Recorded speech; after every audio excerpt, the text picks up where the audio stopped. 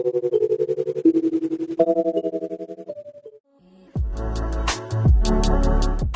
आज हम बात करने वाले हैं इनकम स्टेटमेंट एनालिसिस के बारे में। मिलते हैं वीडियो में और देखते हैं।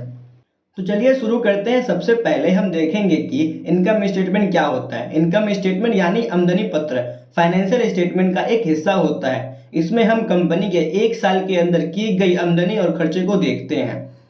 अब हम बात करते हैं component of income statement. Income statement generally 3 part में होते हैं। पहला है टोटल रेवेन्यू यानी कुल आमदनी। इसमें कंपनी के बेच दी गई प्रोडक्ट या सर्विस से आई कमाई होती है।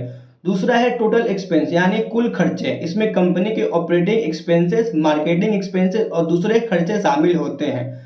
तीसरा है नेट इनकम यानी आंतरिक लाभ। यह वो अमाउंट होता है जो कंपनी को एक साल के अंदर बचे हुए हैं, यानी टोटल रेवेन्यू से टोटल एक्सपेंस का डिफरेंस। अब हम देखेंगे इनकम स्टेटमेंट को एनालाइज करने के तरीके।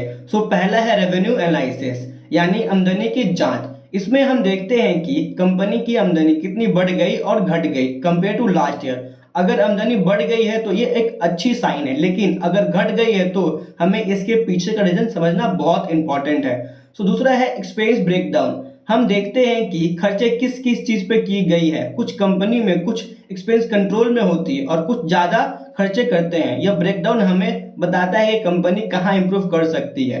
तीसरा है प्रॉफिट मार्जिन। यह रेशियो निकाला जाता है नेट इनकम और टोटल रेवेन्यू के बीच का। इससे हम पता चलता है कि कंपनी कितना प्रॉफिट कमा रही है अपने इस साल से।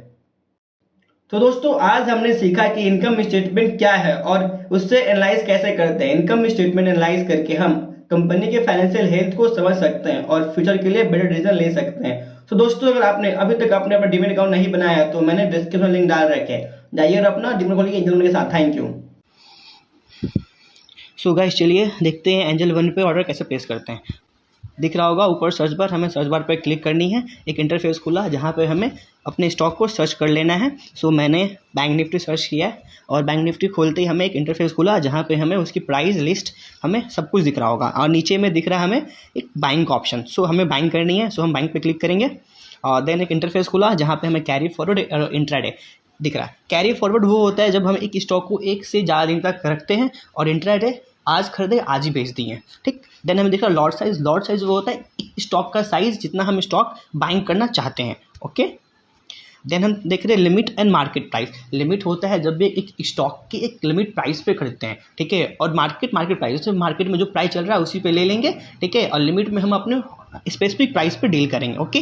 देन हमें अभी बाइंग करनी है तो पहले हम अपनी लॉट साइज डाल देंगे, ठीक। हमें प्राइस दिख रहा है, देन इसे बाइंग पे क्लिक करेंगे और इसे हम कंफर्म करेंगे, okay. Thank you so much.